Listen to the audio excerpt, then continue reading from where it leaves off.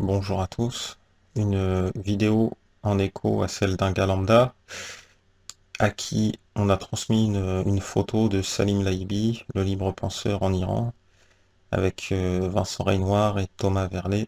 Il y a aussi Kémy Seba sur la photo, et je l'avais deviné parce que en septembre ou en octobre dernier, on m'avait transmis une photo de Salim en Iran avec Kémy Seba, et donc vu les Africains présents sur la photo, je me suis dit que c'était à l'occasion de ce voyage et je me suis pas trompé. Il y a d'autres informations qu'on peut tirer de ce voyage en Iran et bah, ça va être l'objet de cette vidéo avant l'hypothèse farfelue. Avant de parler de cet événement, de cette semaine en Iran, il faut savoir comment on se rend en Iran. C'est une information qui a aussi son importance et pour ça, il faut se rappeler d'un événement, d'une vidéo qui a été publiée un mois avant ce voyage en Iran. Donc hasard, coïncidence, on ne sait pas. Et donc cette vidéo et cette information du comment on va en Iran, c'est Alain Soral qui nous la donne. Magnéto Poupetto.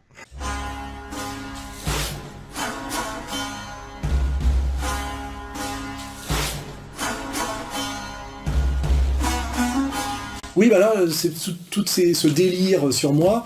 C'est trouvable sur Internet que je suis un agent iranien, que je suis allé de nombreuses fois en Iran. Et je le dis droit dans mes bottes, je n'ai jamais touché 1 euro de l'Iran.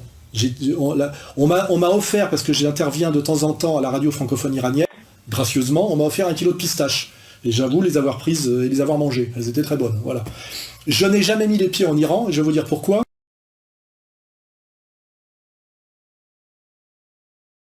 On m'a invité plusieurs fois en Iran, je serais été très content de m'y rendre parce que je suis curieux, mais on m'avait demandé d'écrire une lettre de motivation au guide suprême.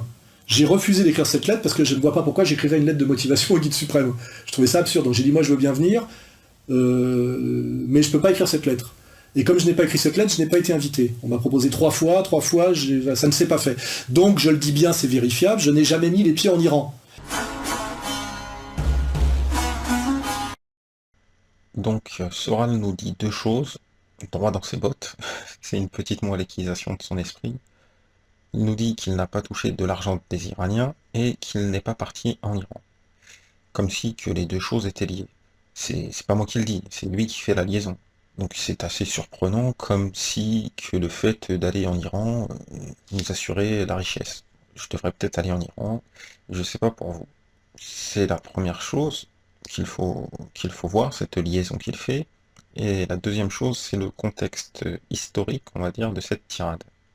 Et donc, Soral, dans sa vidéo, prend le prétexte de Manuel Valls, qui, dans une interview télévisée, affirme que Dieudonné et Soral sont des agents iraniens. Quand on dit des agents iraniens, c'est des agents de communication, des agents de propagande.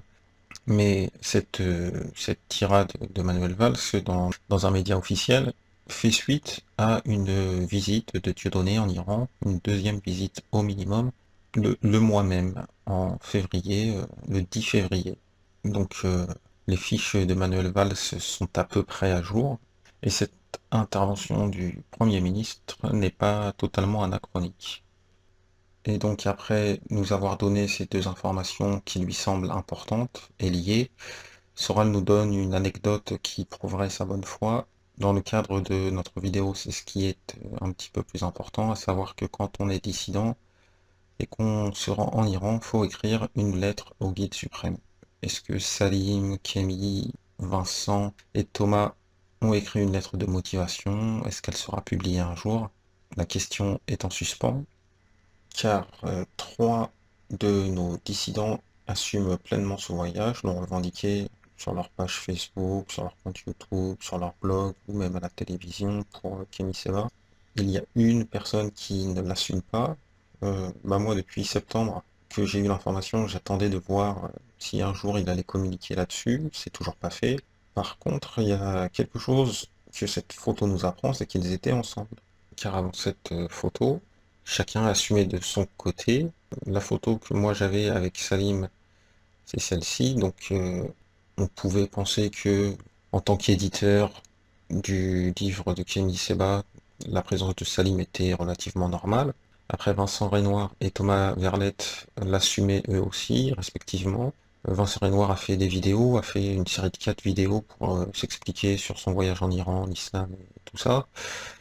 Thomas Verlette, lui, publiait des photos sur Facebook, et donc bah, c'est grâce aux photos sur Facebook des uns et des autres qu'on peut recouper leur présence et voir que chacun évite de dire qu'il est avec l'autre lors de ce voyage.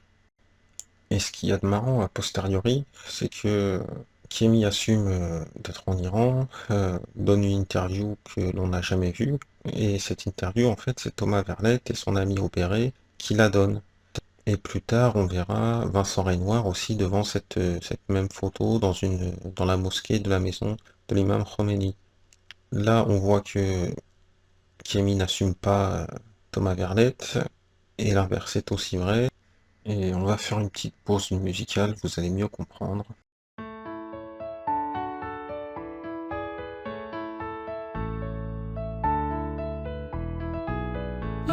Il court, le furet du bois, mesdames. Il court, le furet du bois joli. Il est passé par ici, il repassera par là. Il court, le furet du bois, mesdames. Il court, le furet du bois joli. Il est passé par ici, il repassera par là.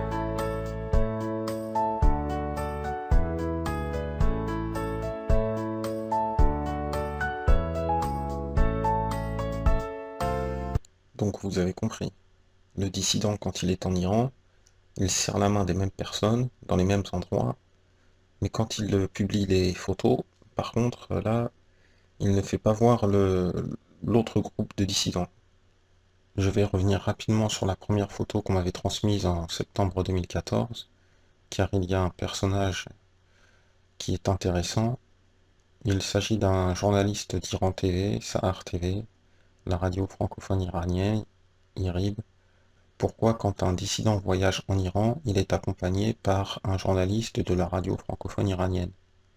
Est-ce qu'il faut y voir un lien comme Soral l'a fait? Ce qui donne l'occasion de revenir sur le sophisme de Soral, ce n'est pas parce que l'on s'en va en Iran que le gouvernement iranien nous donne de l'argent, et inversement, on peut très bien rester en France et avoir de l'argent de la part du régime iranien pour des services de communication. Et enfin, avant mon hypothèse farfelue, une dernière photo, c'est Thomas Verlette qui l'a publié sur son compte Facebook. Et on voit Thomas Verlette qui n'est pas à son avantage. Donc pourquoi est-ce qu'il publie cette photo? On y voit Vincent Renoir, tout sourire, et Salim Laibi qui prend une photo de qui on ne sait pas, mais aux vêtements que porte la personne qui est assise par terre, on pourrait penser que c'est un mollah ou un ayatollah. Ça interroge s'il a pris cette photo dans une optique de communication pour sa pouliche Kémy Séba. Cette photo n'a jamais été publiée. Donc est-ce que Salim est chiite et que il a pris la photo d'un ayatollah parce que il y a un petit peu d'idolâtrie, il va faire voir ça à la famille quand il va rentrer. En tout cas, Salim ne communique pas du tout là-dessus. Donc chiite, pas chiite, éditeur de livres ou dentiste, on ne sait pas. On est dans les hypothèses farfelues, mais la vraie hypothèse farfelue, la voilà. Je la repasse par ici. Je ne sais pas si vous avez fait attention tout à l'heure, mais il y a quelqu'un de flouté, quelqu'un qui ne veut pas qu'on le reconnaisse. Donc c'est pas Salim, hein, il est à la gauche de Kémy. La personne semble très très très respectée. Tout le monde l'écoute quand il parle. Donc on peut voir quoi d'autre, une sorte d'écharpe grise, en tout cas une veste noire et une écharpe ou quelque chose de gris. C'est pas beaucoup. Donc qui est cette personne? Dans un premier temps, je pensais à l'organisateur de la première visite de Dieudonné Soral au Liban, à savoir Frédéric Chatillon. C'est une possibilité, mais c'est sur le site de Dieudonné, Cumul Plus, où j'ai vu que Kémy Séba avait rencontré quelqu'un. Donc cette personne, il l'a rencontré chez lui. Là, le repas qui est pris, ce n'est pas à l'université de Côme, c'est à la maison de Khomeini, c'est un musée.